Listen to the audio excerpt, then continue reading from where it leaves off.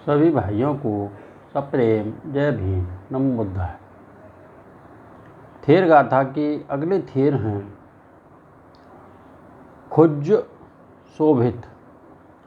पाटिल पुत्र के एक ब्राह्मण कुल में उत्पन्न, जन्म से कुबड़े थे, इसलिए खुज्ज शोभित नाम पड़ा। भगवान के परिनिर्वाण के बाद आनंद स्थविर के पास प्रव्रजित हो अनंत पद को प्राप्त हुए। जिस समय राजगृह की सप्तवर्णी गुफा में प्रथम संगति हो रही थी, खुज्ज शोभित आयुष्मान आनंद को बुलाने गए। कहते हैं कि गुफा पर देवताओं का पहरा लगा था। द्वार के पास पहुंचकर शोभित स्थविर ने देवताओं से कहा, ये चित्तकथी बहुश्रुता समणा पाटिल पुत्र वासिनो ते संयतरो य मा युवा द्वारे तिष्ठति खुज्ज शोभितो। ये चित्तकथी बहुश्रुता समणा पाटिल पुत्र वासिनो ते संयतरो य मा युवा द्वारे तिष्ठित माल तेरितो। अर्थात पाटिल पुत्र के कुशल वक्ता बहुश्रुत और ज्ञानी बिच्छुओं में एक खुज्ज शोभित द्वार पर खड़े हैं। उस समय बिच्छू संघ से देवताओं ने कहा, पाटिल पुत्र के कुशल वक्ता बहुश्रुत और ज्ञानी बिच्छुओं में से एक खुज्ज शोभित आकाश मार्ग से आकर द्वार पर खड़ा है। शोभित ने भीतर प्रवेश कर संघ के सम्मुख अपनी प्राप्ति को व्यक्त कराते हुए उदान कहा, सुयुद्धेन सुइठेन संगाम विजयेन च ब्रह्मचर्या नुच्चेडेन एवायं सुख मेदती थी। मैंने साधना द्वारा अच्छी तरह मार से युद्ध करके चित्त के दोषों को शांत करते हुए संग्राम विजय की और अब धर्म साधना द्वारा ब्रह्मचर्य का मार्ग अपनाकर सुख से वृद्धि कर रहा हूँ। इसी कड़ी में अगले थेर हैं वारण। कौशल के ब्राह्मण कुल में उत्पन्न, प्रव्रजित हो एक अरण्य में ध्यान भावना करते थे। एक दिन भगवान के दर्शन के लिए जाते समय कुछ लोगों को लड़ाई में आहत देखा। वारण ने भगवान को उसके विषय में सुनाया।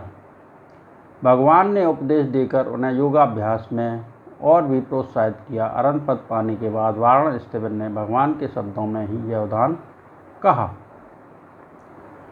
योध कोच मनुष्येषु परप्राणानि हिंसति अस्मालोका परहमा च उभया दंसते नरो योच मेत्तेनि चित्तेन सब्बाणानुकंपति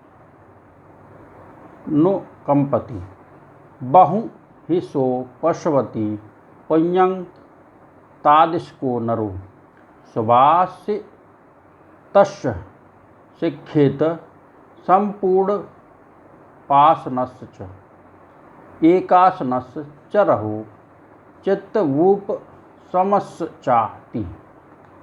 अर्थात जो यहाँ मनुष्यों में दूसरे प्राणियों की हिंसा करता है, वह मनुष्य इस लोक और परलोक दोनों में सुख से वंचित हो जाता है। जो मैत्री चित्त से सभी प्राणियों पर अनुकंपा करता है, वैसा मनुष्य पुण्य का बहुत संचय करता है। अच्छी बातों को बोलना, श्रवणों की सेवा तथा संगत करना और एकांत स्थान में चित्त को शांत करना सीखें। इसी कड़ी में अगले थेर हैं वश्यक। कौशल के एक ब्राह्मण कुल में उत्पन्न, भगवान के पास प्रव्रजित हो उद्योग करते समय बीमार पड़े। बंधुओं की शुश्रूषा से ठीक हो गए। अरंत पद पाने के बाद अपने गांव में जा बंधुओं को उपदेश देकर उन्हें भी भगवान के मार्ग पर चलने के लिए प्रेरित किया। एक दिन जब वश्यक भगवान के दर्शन के लिए गए तो उन्होंने बंधुओं के विषय में पूछा। भगवान को जवाब देते हुए वश्यक स्थविर ने यह उदान कहा, एकोपि सद्दो मेधावी असद्धानीय याते नंग धम्मट्ठो शील संपन्नो होती अत्थाय बंधनम निघह्य अनुकंपाय चोदिता यातयो मया याति बंधव पे मेन कारंकत्वानं भिक्षुषा। ते अभ्यतीता कालकता पत्ता ते तिदिवं सुखं भातरो महंग माता च मोदिंत काम कामिनो ते। अश्रद्धालु बंधुओं में मैं अकेला श्रद्धालु, धर्मिष्ठों में धर्मवान, शील संपन्नों में शीलवान होकर मैंने उपदेश द्वारा उन बंधुओं की सेवा की।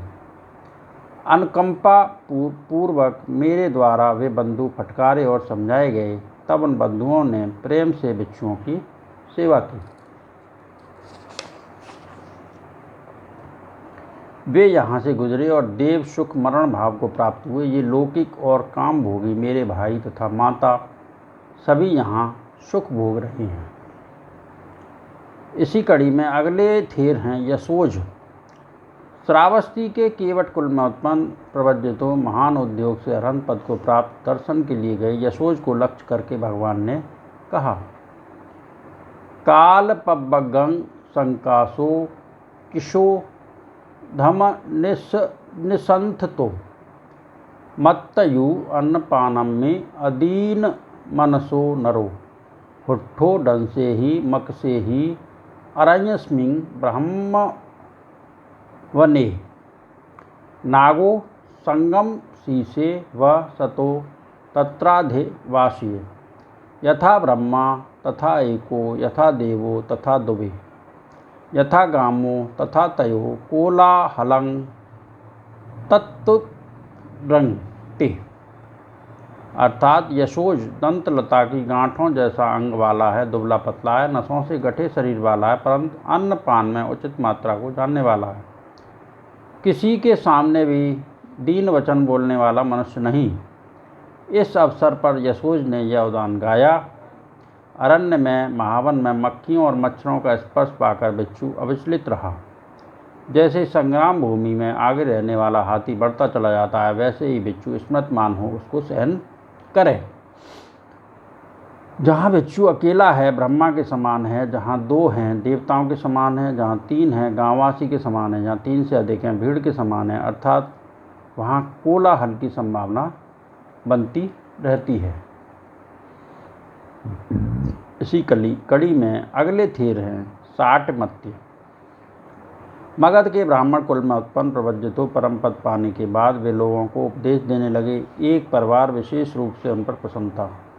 जब कभी वे भिक्षा के लिए जाते तो घर की एक कन्या भिक्षा देती। अब मार ने लोगों को बिगाड़ना चाहा। एक दिन बिच्छू के वेश में आकर उसने कन्या का हाथ पकड़ लिया। यह देखकर लोग बहुत ही अप्रसन्न हुए। दूसरे दिन जब बिच्छू वहाँ गए तो लोगों ने उनका सत्कार सम्मान नहीं किया। बाद में जब असली बात का पता लगा तो लोगों ने बिच्छू से क्षमा मांगी। इस अवसर पर शाटमत्य स्थिविर ने इस प्रकार कहा, अहो तुम्यहम पुरे सद्धार साते अज्ज न विज्जति यंग तुम्यंग तुम्य मे वेतं नत्थि दुच्चरितं मम अनिच्चा ही चला श्रद्धा एवं दिट्ठा ही सा मया रज्जन्ति पे विरज्जन्ति तत्थं की जियते मुनि पच्यति मुनिनो भयं थोकं थोकं कुले कुले पिंड काय चरिष्यामि अत्थि जंग बलं ममाति। अर्थात शारमत्य, पहले तुझमें श्रद्धा थी सो अब नहीं है, तुझमें जो कुछ है सो तुम्हारा है, मुझ में कोई दुराचार नहीं। कुछ लोगों की श्रद्धा अनित्य है, चंचल है, मैंने इस बात को देखा है। लोग प्रसन्न भी होते हैं अप्रसन्न भी होते हैं, मुनि इसके लिए नहीं जीता। घर घर में मुनि के लिए थोड़ा थोड़ा भात बनता ही है। मैं भिक्षा के लिए चारका करूँगा, मुझ में अभी चलने की सामर्थ्य है। आज मैंने जिन थेरों के उदान कहे उसके प्रताप से सबका मंगल हो, सबका भला हो, सबका कल्याण हो, सबकी स्वस्थ मुक्ति हो, सबके दुख दूर हो। संसार के सारे प्राणी सुखी रहें, सुखी रहें, सुखी रहें। साधु साधु साधु।